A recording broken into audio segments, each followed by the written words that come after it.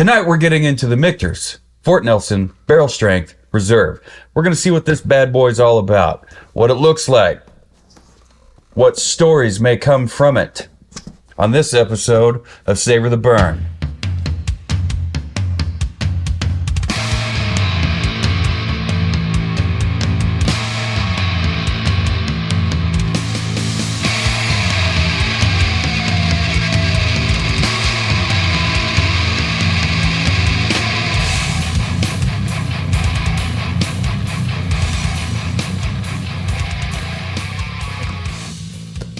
Hello, everyone. Welcome to the Savor the Burn podcast. My name is Jonathan. This over here is Mr.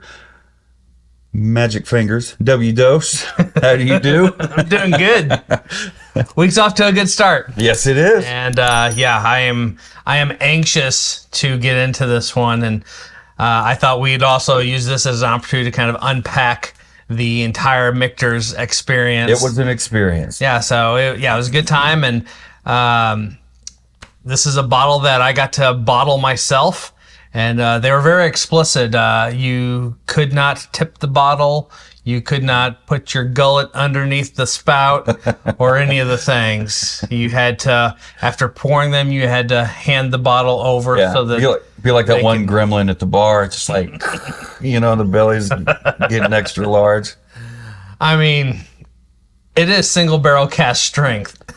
Right. It wouldn't take you long to get green behind the gills. But yeah, we're going to get into this one, and I thought that it just makes sense to... We've already reviewed it. We've already had it on the podcast, but let's go ahead and start off with just a little sip to prime the pumps, if you will, of the regular bourbon, which is small batch. At Michter's, their batch sizes are 20 barrels. One of the things that I learned, and I'll probably end up repeating myself once I get in there, but I learned that their batch size, they actually had a lot of their equipment in that custom made for a maximum of 20 full barrels. So that dictates their batch size, which is kind of cool. And if you think about it's very a small cool. batch, 20 barrels is not a lot.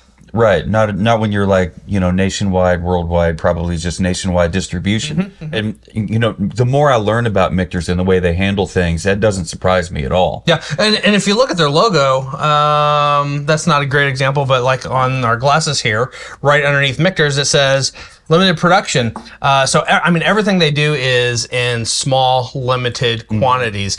Even though their bourbon, their US 1 bourbon, their American whiskey, their sour mash are all small batch. Not single batch. Small batch. Stupid. They still approach everything with a very small batch / limited production mentality. And I think that's really cool. And I think it shows in the quality of their products. This happens to be one that is, and this is one that is not offered any other way than how I got it. Be there. But it's single barrel and it's cask strength. And you have to have that experience package. Yeah. Otherwise, you just don't get it. Well, before we get into that, thank you for watching Savor the Burn on YouTube and listening on your favorite podcast app of choice. We thank you for following along, and please share this with people who have not had Michter's or are thinking about it or thinking about booking a tour at Michter's and the whole VIP experience. Let us know what you think in the comments. All the things. Hit subscribe, the notification bell, and stop by savortheburn.com. Check out the shop, and you will find these bottles and many more in our liquor cabinet.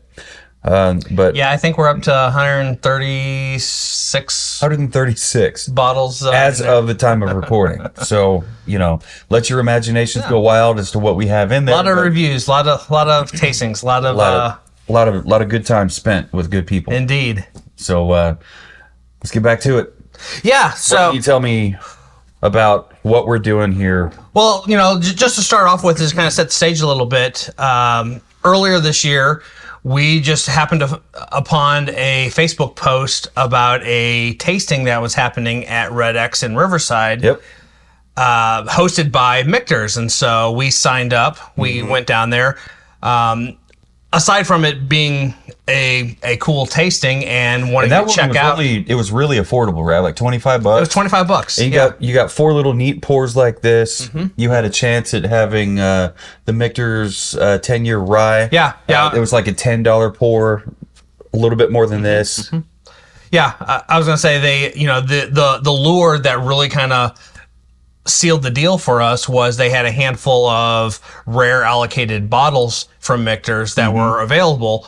A raffle for a chance to purchase said bottles. Yeah. And what's up, Savor the Burners? Today we are at Red X up here in Riverside, KC Mo, and we stopped by for the Michter's tasting event. Yeah. There was some like an American straight whiskey. There was the sour mash, the rye, the bourbon. The bourbon. We had a $10 pour of the 10-year rye. The 10-year rye, and we also just for showing up, we had a chance to win.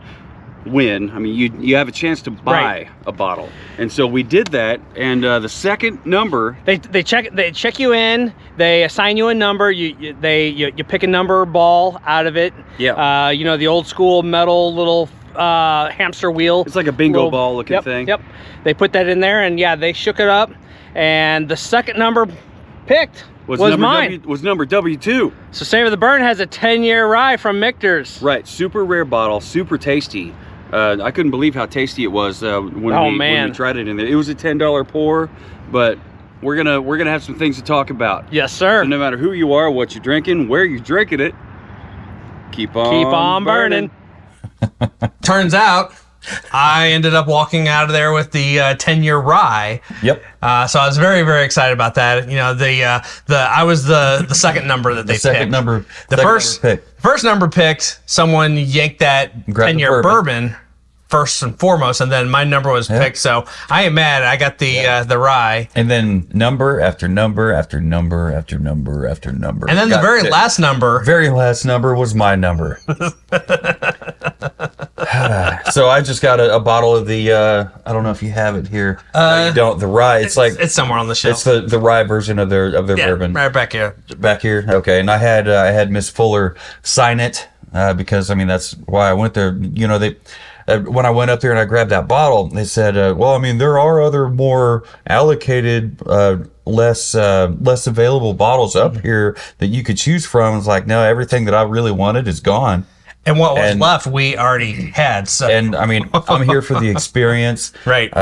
You know, I paid my $25 for this experience, and she was a great presenter. Gave us all kinds of information. Yeah. And I was like, you know, I'm buying this because I love rye, and it's Michter's night. It's a Michter's thing, and I'm gonna have her sign it. Yep. Does this store have any silver Sharpies anywhere? And they did not. Yeah. But whatever, we figured it out. We made it work. And after it was over with, we had the opportunity to spend a little bit of time with her and introduce her to some of our Kansas City whiskey down at Rieger's. That was a lot of fun. Yeah, that was a lot of fun. We continued to talk Michter's, and I just so happened to have already had on the books a trip to Louisville scheduled, and so we talked about that a little bit. And she's like, "Well, you know, shoot me an email. Let me see what I can put together." Boy, howdy. And fast forward, I show up there at the distillery, and it was kind of I thoroughly enjoyed it. It was a very rock star experience. I felt like a VIP, start to finish on the entire experience. I show up and I'm like here for the 3:00 tour, and gave them my name. And that was a separate thing, wasn't it? Initially, like you just went on the regular, everybody every day tour. Yes, and it was actually the same tour that I got to do last summer. When I was there, so it was just their standard tour. It was wonderful doing the tour again. You know, remembering bits and pieces of it, but also picking up some other things that kind of slipped through the memory banks. At the end of the tour, you end up in the back room where you're sitting, you do a full tasting. Last year when I did it, I had the opportunity it was the last tour of a Saturday, and our tour guide surprised us with a extra pour, which was the 10-year bourbon, and I've been losing my mind ever since then. And I've got to It's have like this your bottle. world went from being black and white to color on that day. I mean, it did. Yeah, that was the bottle I needed. Like the time when Ozzy first heard the Beatles. It's like, I've been living my whole life in black and white. That bottle just doesn't exist in Kansas City. It doesn't. You know, and which, you know, when they At that time, especially. Yeah. I mean, now you'll see people in the whiskey groups. and you'll saying, see there's one on the shelf behind us here. Yeah, that happened. We'll get to that. Yeah. But yeah, so we did the tasting, and I had been told ahead of time to, when your tour guide dismisses everyone, go ahead and hang back, stay with your tour guide, let everyone kind of leave. They'll give you instructions on what's to come. And so I was like, all right. So we did that whole song and dance. She asked us to go ahead and wait back out in the hall. You'll see another group of people out there. And as we're walking through the room, we notice the table has 10 of these boxes with blank labels next to each box around the table. And we go out there, and the guy that was out there kind of looked at me side-eyed. I was like, yeah, can I see your receipt? And so anyway, Like, you see this beard? I don't need a receipt. And I was a little confused by this, but we worked through that, and he came back and he's like, "Are you Wayne?" Yeah. Think I ain't, motherfucker? And he's like, "Okay, well, who's the other two with you?" And so my sister Faith, you guys have met, Face. and brother-in-law Tim, Timothy. the three of us were there. So Rolling 3 deep that's right. with wizard fingers, W2. So they let us go in first, and we were going to be a part of the Bottle Your Own experience. And the Bottle Your Own experience is something that they don't do it every day. And Wow. when they do it, they only do 10. You said doo-doo. I I'm not said gonna let doo-doo. that slide. Okay, so they only do 10. Yeah. And you have to get there early. You have to sign up for it and register it. And but we got kind of put into the group to be a part of that. And so this is a single barrel cask strength bourbon. So we're not going to do a side by side on this, but I thought, you know, let's take a sip of this. Yeah, the nose is wonderful. But this.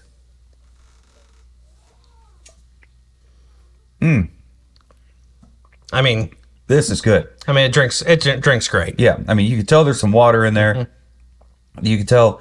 I mean, you've got corn. It almost tastes like wheat. Is there wheat in there? Is that the mash bill? I don't believe so. They No? do not disclose their mash bill.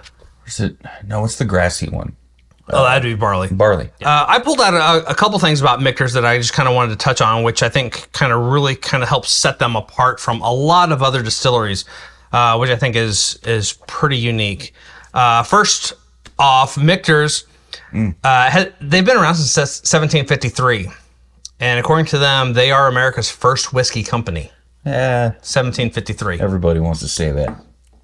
They're probably right. Yep. They started in Pennsylvania under the name Schenk's Distilling Company, Schenk's Distillery. And then that was sold and became Bauminger's. And then that was actually then sold again. And that Bauminger's, that was part of the Michter's night, wasn't it? It was, yep. Both of those were. Something like that. So both of those, paying homage to their past, annually they release one each of those. And so the Schenk's is a sour mash, and the Bauminger's is a bourbon. Okay, and we tried the bourbon. We tried the Bauminger. There was a guy, he luck of the draw. He won the chance to buy a bottle. He buys it. He takes it back to the table and opens it up, and everybody at the table is having a great time. And I'm like, this motherfucker, he's doing it right, man. Like, you get something cool, you share it with your people. Everybody has a great time. That's what it's about. Yeah. And, but then he shared it with us too, and it was amazing. It was amazing. Yeah, this tour and this experience, there's so much to try to unpack. So I'm gonna try to cover a lot of different things, and not make this a 2-hour long episode because we've done one of those before, and We've done several.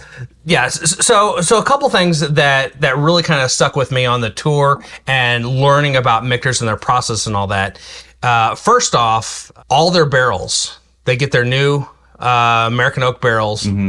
They actually do a light toasting on the barrel before they char it. Before they do anything. Yeah, before it's charred. Wild. Like I always thought it would be one or the other, but no, not according to Raven. Probably the biggest thing that really kind of sets them apart from most other distilleries is they're barreling they're putting their distillant into the barrel at 103 proof. Yeah, instead of, what is it, 125. 125 is typically about 135. So yeah, okay, so 125 is the maximum. Yep. And most distillers put it in there at their maximum. They age it for however long they need to, and then they proof it down to what they want to. Well, what ends up happening is it sits there, it ages. All of a sudden, the 125 is now 140, 145, 150, and that's a lot farther to proof down. They're starting at 103. Our cask strength here is 110.2, I believe. Which is a great place to be. Right.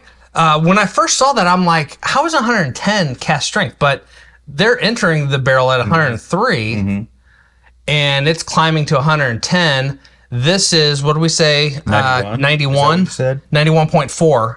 That 110 is a lot closer to that. And so they do a lot of things right by doing that, I think. They also talk about they heat cycle their rick houses. They do. I was surprised to hear about that. Yeah. So, in the dead of the winter when it's cold outside, they crank up the heat to basically simulate that humid summer Kentucky temperature. I think they get it summer hot. I think they probably get it pretty warm, and then they shut it down and let it naturally cool itself back down to where it then gets back down to those winter temperatures. And you would think the ones towards the outside walls, like if it's a barrel in the center of the rick house, right? Like if this is your rick house, barrel in the center, like here, right, is like, that's going to be... That's a sweet spot. That's not... I would think that's not going to be as susceptible to... As affected by temperature swings. But everything here on the outside is going to get wild temperature swings. Yep. And then, one of the last things is everything that Michter's does is either single barrel or small batch, which I said before, they are 20 barrels is their batch size. And so, like their bourbons, most of their bourbons are small batch, so they're 20 barrels. Their standard US 1 rye is a single barrel, but their sour mash, I believe their American whiskey, and then their bourbon are small batch until you get into this bad boy or their age statement offerings, the 10-year or the 20. And just because it says it's 10-year doesn't mean it's 10-year. Yeah. It could very well be 14 to, 19. Yeah, and that's what Raven said about this 10-year rye, that she goes, even though it says 10-year rye, they don't, and actually I have, it says so right somewhere in here. I don't remember exactly what it was that she said, but what is, as far as the actual age is. But she said that she was pretty sure this one was closer to 15 than 15. 10. I thought it was 14, but yeah, closer to 15. Yeah. And this kind of speaks to that. It says, hailing from Louisville, Kentucky, Michter's is one of the oldest distilleries in the States.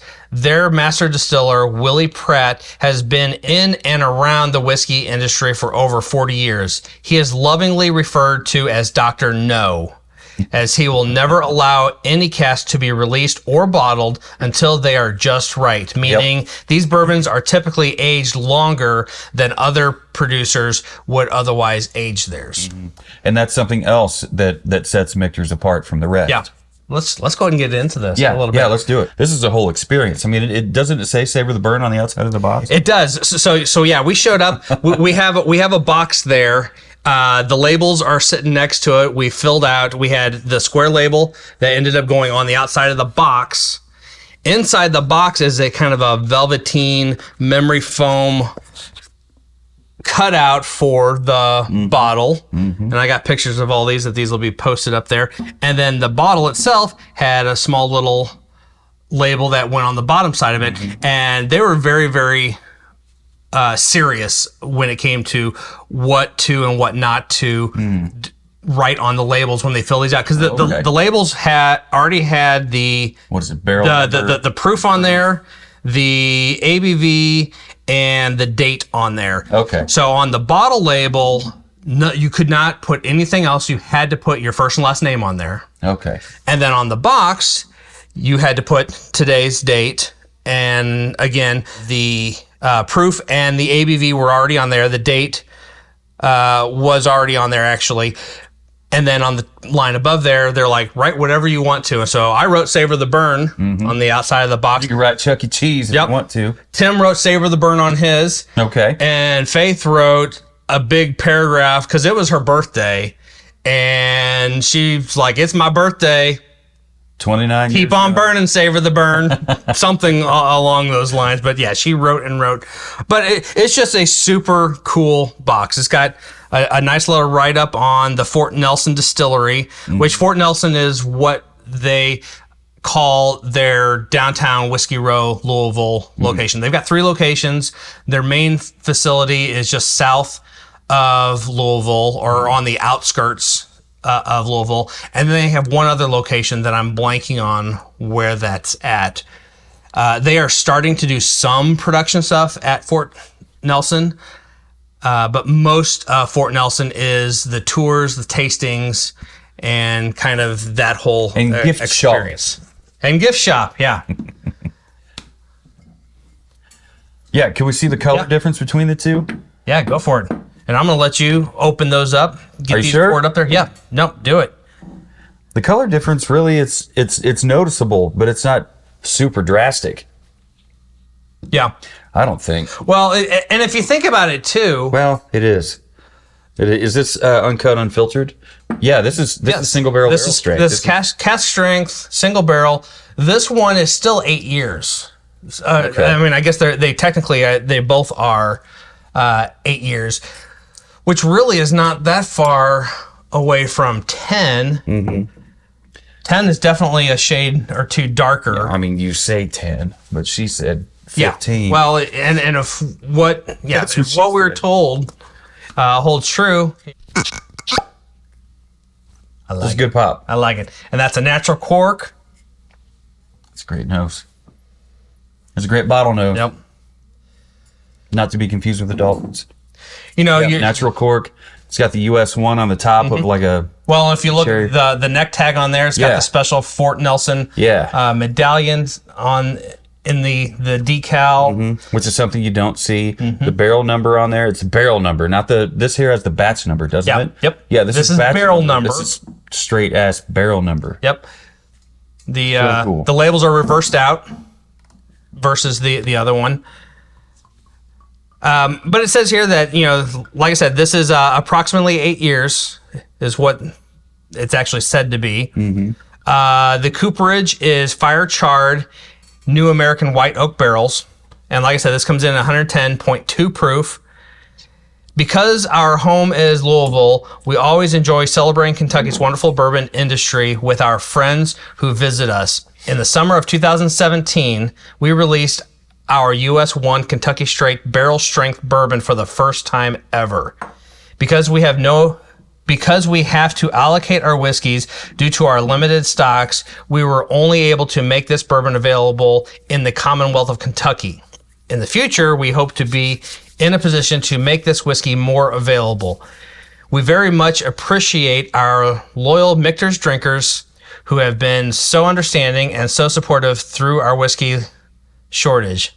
Michter's US 1 limited release barrel strength bourbon is also available with personalized Fort Nelson Reserve labeling at Michter's Fort Nelson Distillery. So what this does not talk about is the fact that this was actually a bottle that we got from the Bottle Your Own experience. And we've got these poured up in our custom Michter's logoed glasses. And they look beautiful. And the legs on these things are thick. There's like fat little rivulets going down. and it takes its time working its way down to the pool. Oh, that nose is incredible. So the notes I was able to pull from this is a single barrel, so this is not going to be a direct. It's going to be a unique tasting notes, but the notes I was able to find on their cask strength said rich caramel with balanced vanilla and stone fruit. On the palate, concentrated character with rich caramel and luxurious toffee balanced by vanilla, hints of apricot and cherry and other stone fruits. I loves me some cherry. And then finishing it out, roasted pecans and molasses with some charred oak highlights. So I'm getting the caramel and getting the vanilla. Not stone fruits, but I'm getting raisin. I think there's some raisin here on the nose. I could see that. You dried fruit, raisin. I'm getting a little bit of that apricot. I don't know if cherry is on this one. They said it would be in the palate. It didn't say it on the on the nose or the finish. Lots of caramel, lots of vanilla. Yeah. Very nice. Very nice. And it's not like 15 different flavors on the nose or whatever, however you want to say that. But it's fewer, but they're so much stronger. Right. There's definitely a Which noticeable. is what you can expect with a single barrel. Yeah. There's definitely a noticeable concentration or a barrel of the strength, flavors that are there. Mm-hmm. Yeah. I've been ready for a couple weeks now. Absolutely.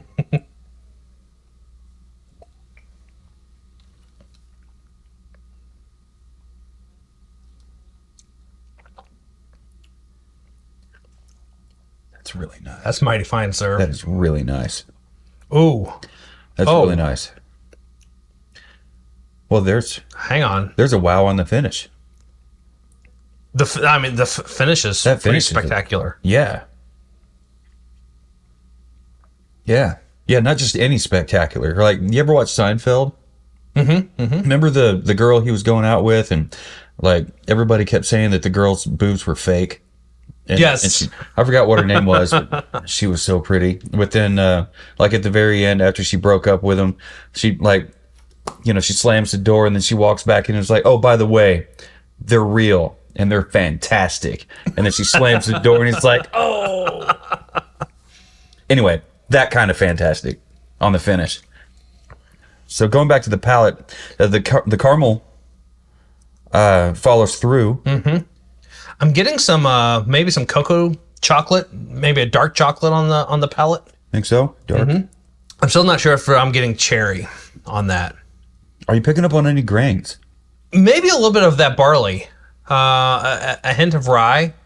The rye's there because it attacks the tongue a little bit.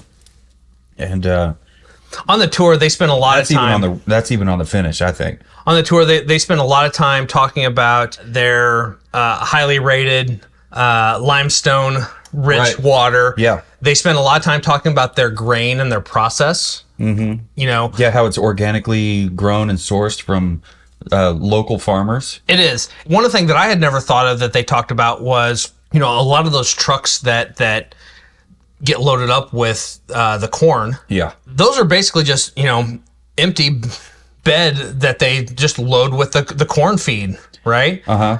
Natural transportation driving across state or whatever, that corn can and does pick up some funk from the road. Whether it be, tar and tire and whatever else. You think so? It does. Wow. And I would not have thought that. And yeah, I guess apparently that's a thing. And they are very adamant. They do a lot of local to avoid that, but they refuse any truck that shows up, and they actually do a full smell test and quality test on it before they accept it. And if it doesn't meet their standards, wow, see you later. So things I had never thought about, but they got to be a pain it in makes the ass sense to deal with on that front. But holy smokes, the product speaks for itself. Even though we're going to do plenty of speaking on it. The color is incredible. So I picked up on barrel char here on the finish, and I brought rye into the finish also. 100%. What all have you picked up? I think the caramel carries through. The caramel carries through. So doesn't always. Vanilla definitely. I think there's a little bit of kind of a charred marshmallow. You think so? So with maybe a touch of molasses. As much as I've been saying toasted marshmallow or blackened marshmallow lately, I thought, no, I'm going to leave that out this time. I'm not going to say it. So I'm glad you said it, because I am picking up on some barrel char, but there's a light sugar, like a blackened sugar part of it on the finish, I think. Yeah, it was cool. The you walked over to the thing, and they had a stand set up with a little base cradle for the bottom of the bottle, and there's a little tube sticking out, and so you basically just kind of put the tube up into the bottle and then push it into place. He flips a switch, and then from there, I actually push the lever up, and there's a canister, a glass canister above where the bottle's being filled that then fills up, and it is exactly 750 milliliters. And once that fills up, and their little logo, the little pot still is actually on the top of that. So I mean, the whole thing is branded Michter's. And so once that's all filled up there and everything's good to go, he shuts the valve, and then when you pull this back down there, everything then just empties down into the bottle. Like so a beer bong. Kind of, yeah. So you have this bottle, and we walked over to the table. We got our cork. We got to stop it, and then there was a lady there that was assisting it. She actually did the official seal on there. Okay. I did not know, but Michter's is a bonded facility.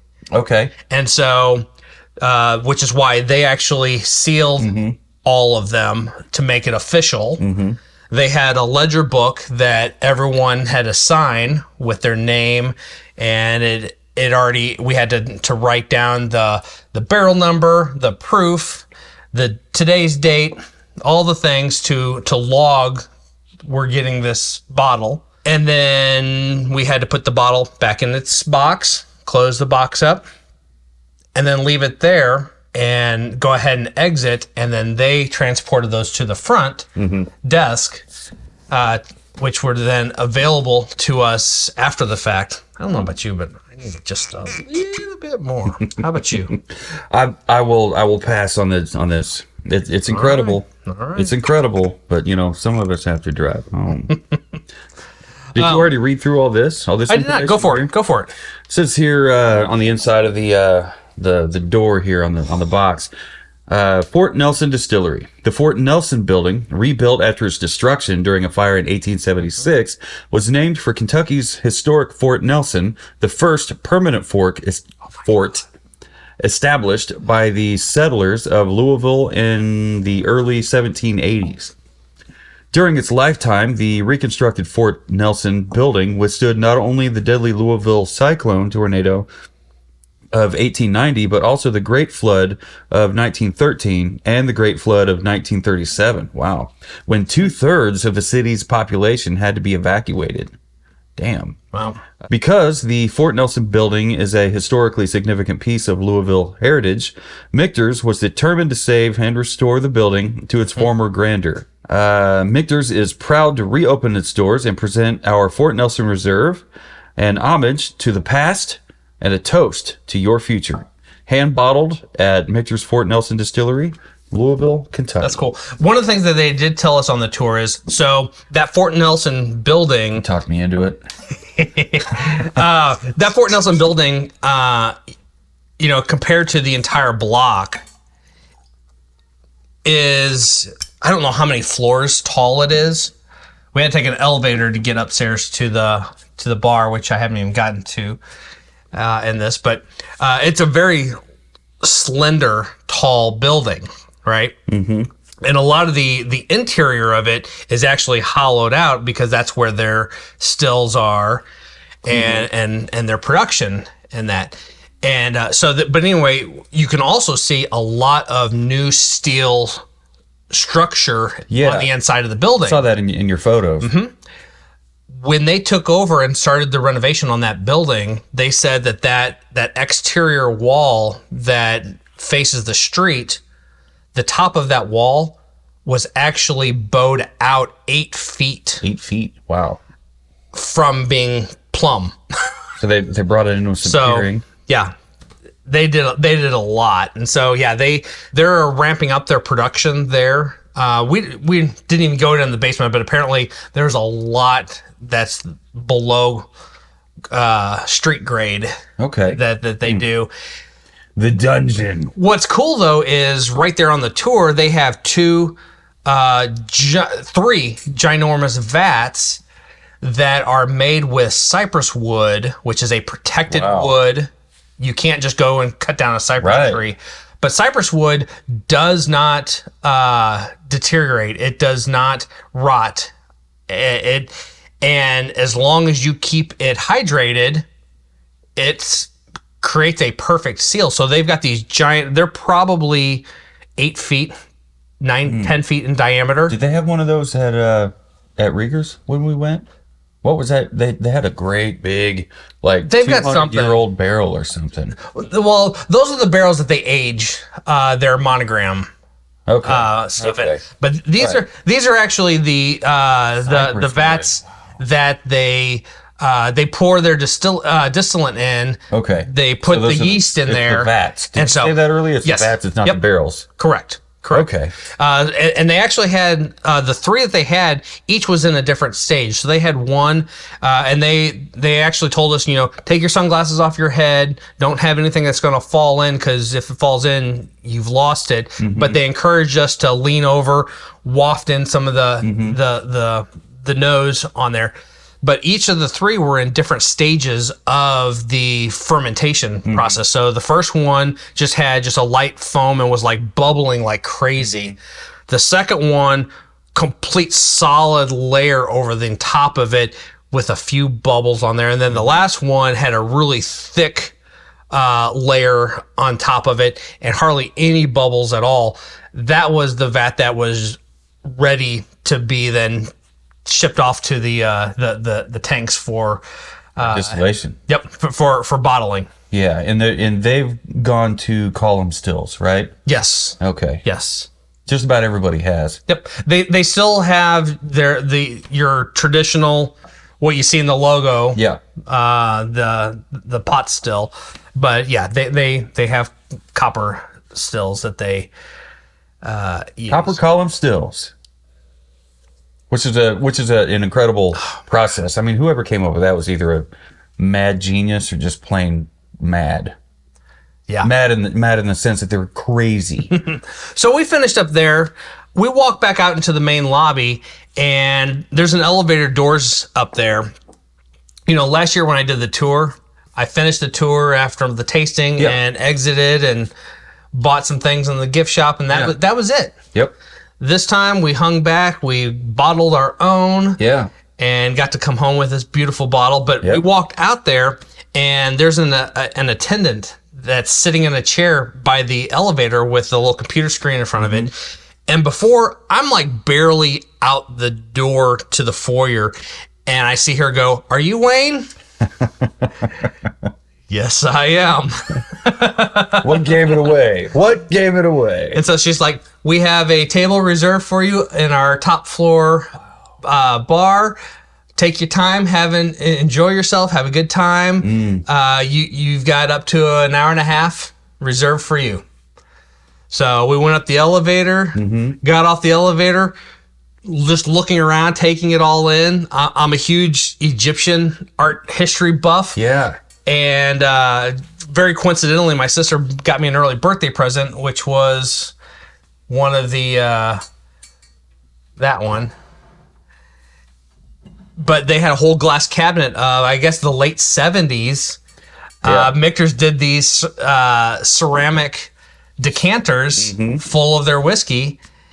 And I love Egyptian art history and that. And so, I got home and, well, I found... And this is from the old stock. Like, they shut down between this and this. Yep. Yeah. So we're sitting at... For a couple decades, at least. Several weeks prior, we were sitting at Rieger's with Raven, and she notices my Egyptian tattoos, and she's like... And she asked me, "Do you know about the Egyptian decanters?" I'm like, "The what?" Right. Tell us more. And then, She had so much information. unbeknownst to my sister, that we had just had that conversation, she found this and was like, "Oh, I have to have this for Wayne." Yeah. One, it's one of his favorite distilleries. Two, it's King Tut. Yeah. It is painted with 23 karat gold. Wow. Also. So I get home from my trip and I'm like, eBay, I gotta have more. And as you see, there's a couple. Yeah, this says right here on the top of the third page, the first in the King Tut series. Yeah. So there's a whole series. So we go upstairs to the bar. The doors open. We're kind of just taking it all in, and all of a sudden, our waitress from across the room, "Are you Wayne?" She shows us to our table. We sit down. We order some drinks. At this point, I'm like, I see the 10 years on the menu. Uh-huh. And at this point, I had only had a 1/4 ounce taste a year prior. Mm-hmm. So I'm like, yeah, I need a full pour of that. Yes, please, and thank you. We had some cocktails. I took some photos. I'm going to put those in here also. Yeah. Most beautiful, amazing cocktails ever. Yeah, the pictures you sent were pretty incredible. So we had a great time. We finished up there. We went downstairs. Our bottles were waiting for us in a gift bag with a couple other pieces of swag, including the hatch you're wearing. Yep. And we met Vicky. Vicky was awesome. She was super, super cool and was... Haven't heard a bad word about you, Vicky. Yeah. Not a bad word. Not one. She was excited to kind of get to know us a little bit. And, the allocation of the day was their Cask Strength Rye, which came in a 2-pack box that had this bottle. And then next to it which is single barrel rye. This is the US 1 single barrel straight rye whiskey. It came with this and then a bottle of this, but only cask strength.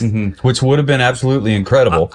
It was absolutely incredible. And I was thinking about it. There was a handful still left that I could have jumped on. But just a few weeks prior, I happened upon the 10-year rye. So I'm like, I don't know. And so... Got to draw the line somewhere. One of those situations where you don't know if you don't ask. So I'm like, Vicky, I know rye is the allocation for the day, but I tell her my whole sob story about the 10-year bourbon just blowing my mind and just have not found it. Bucket list item. And I'm like, is there any way it's a holy grail that's available? And she's like, yeah, no, the rye is what's out right now. Unfortunately, the 10-year bourbon's just not available. But if you want to tap your card right here, I'll go get you one. And bless your heart, Miss Vicky. So I came home with a 10-year, which is going to be a follow-up episode after this. Yes, sir. Yes, sir. Well, to the one that introduced us to the tasting of the fantastic Michters, and joined us at the at Rieger's and hooked us up with the great VIP experience. Who really kind of opened the doors and opened the floodgates of information with us. Thank you, Miss Raven Fuller, and thank you, Michters, for the incredible experience that everybody got to have. And what a fantastic bottle and product that you have over here. And every product that we've had, we have not had a problem with any of it. They've all been good to great. Yeah, their entire product line, the core four, the bourbon, sour mash, rye, and the American whiskey, they are all wonderful. And they're all unique. That's the cool thing too. Is they are all very unique. If you did a blind with each one of them, you could pick them out. Yeah. Yep. Yeah. So to all of you at Michters and Miss Fuller, thank you so much. And how cool is it to have a Michters glass with the etched logo on there? That is good. That is all kinds of good. So, what did you give this on the nose? On the nose, I gave it a 4.5. Girl, same. It was a I wrote down vanilla earlier, but on the second pour, I realized it's not just vanilla; it's a vanilla bomb. It's incredible. Yeah. And the caramel, and I picked up raisin and dried fruit. You kind of picked up maybe a little bit of apricot. I need to write that down. And that was just the nose. So moving on, I don't remember it wowing either one of us. So that might have been worth the extra half a point if we're like, wow. For me, the wow came on the finish, but we'll get to that later. So yeah, I gave it a 4.5, and you gave it a 4.5 as well. Yes, sir. How about the palate? I gave the palate a 4 3/4. 4 3. So did I. I mean, the palate is just incredible. I mean, it has everything this has and a whole lot more. Yeah. That it's probably in there. They're just subtle because it's proof down a little bit. This being single barrel and cask strength, there's just so much that it's bringing to the table. So this going from small batch bourbon to single barrel strength. I mean, you're going up 10 floors. You're going up the Willy Wonka escalator, the fucking elevator thing. We're gonna crash. We're going through the roof. How about the finish? I stuck with 4 3/4. You stuck with 4 3/4. That's where I gave it the 5. Very nice. On the finish, the rye was there. It followed through from the palate. I noticed some barrel char, and sometimes I pick up on the barrel char and it's not in the notes. But when we went to the notes, I saw it at the very tail end of it, charred oak highlights, and I thought, well, I'm starting to learn this thing. It's like we've had a pour or two. But the vanilla carried through. Okay, there was caramel, and we talked about the sugar part of it. It was like blackened sugar or blackened marshmallow. Yep. And I would even say molasses. Yep, molasses. I didn't write that one down. So yeah, and I had a wow. I had a wow factor on the finish. I was like, that is just wow. Yeah, it's incredible. So yeah, if you can, somehow manage it. Get yourself get your hands on a bottle of this. You'll have your name on it. How cool is that? Right. How cool is that? Bottle presentation. I mean, come on. There's nowhere to go. It's 5 all day. It's 5. It's right up there. It's on top of the mountain. Really, it's probably 5+. And I mean, you didn't unfortunately get to go to Louisville with us, but because I had the experience wrapped around this, that also, the presentation on itself is a 5, but the experience puts it up and over the top. So that's I mean, you can have it in a box, you can have it in a bag. I mean, I didn't get to drink straight from the tap. Pretty much just did. But we've now broken into it, so it went from tap to all bottle, good. bottle to glass to mouth. It was pretty much bottle to tap to bottle to mouth. It was like easy. I like it. So you also gave it a 5. Yes, sir. What was your final score? Brought my final score to 9.5. 9.5. I thought it would have been higher. My final score ended up being 9 5/8, 9.625. So those are damn good scores. Yeah, damn good scores for a damn good bottle. Yep. So far, the only notes I have written down here is it's a pour as unique as the experience to fill the bottle. Yeah, it was an incredible pour. Yeah, and to know just how exclusive this is. And they don't do it every day. And then when they do it, there it is again, doo-doo.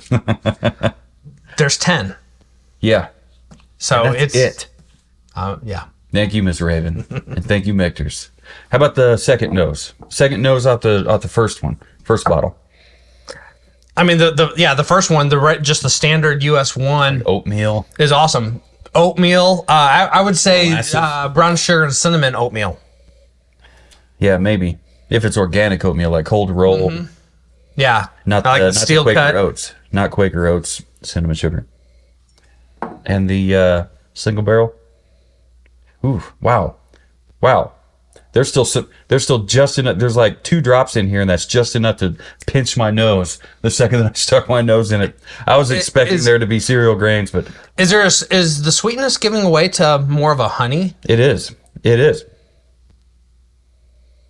That's wild. Like that good clover honey, where it's like a pop of sweetness. A pop of sweetness. Very cool. Well, if you like what we did here today, wait, do you have anything else to add? I'm almost without words. Right, other than I like it. Yeah, right. He likes it, but he's speakless. It's what have you done, Michters? He took his words away. It was an incredible experience, and every aspect of that entire day was so super cool, and it was great to go beyond the standard tour and get to experience this, and then be able to spend some time in the bar is the name of there, which is a reservation only. You have to make it. It's a very small space, so they cannot accommodate a lot of people at a time, which is why there's an attendant at the bottom of the elevator, like the snug tasting room, storeroom down there at the bottom. It's kind of that size, yeah. They've got a nice long bar and just a handful of tables, and then some corner type table nooks around the exterior of there. Amazing view of the downtown Louisville area. The Sluggers Museum is across the street. Wow. So the giant baseball bat is right outside the window when you're looking out there.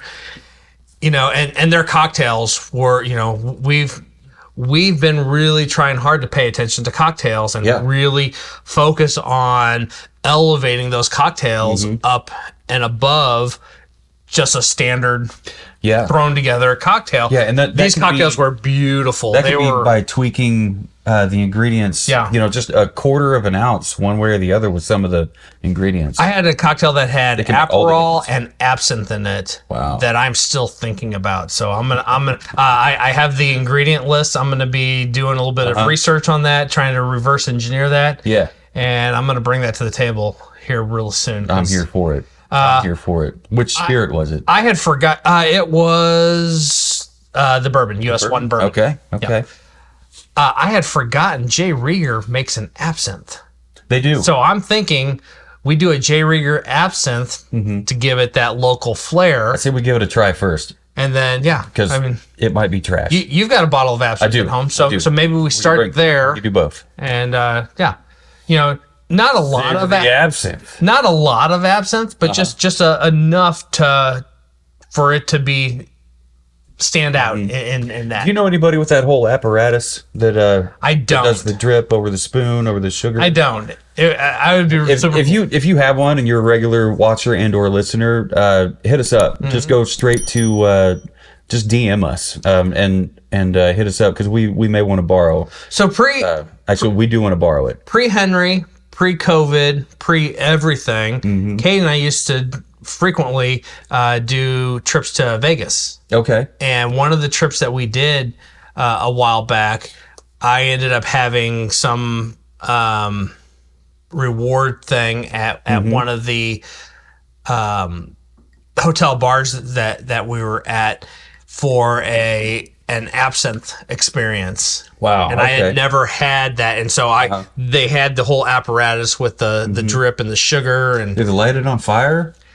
I know some do, but that would burn away the alcohol, so I don't know how I would feel about that.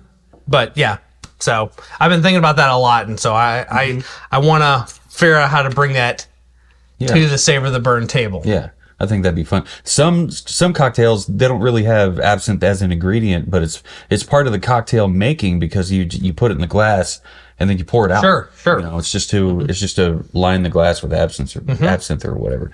Well, it gives it a presence. It does. It does. And absinthe is very licorice forward. It's like there's no mistaking it. Yeah, I mean it's woo. I mean, if you think Jägermeister is licorice, this whole new level. So I guess we're ready to wrap. Let's do it. So no matter who you are, where you are, who you're with, what you're drinking, never forget, Keep on, Keep on burning.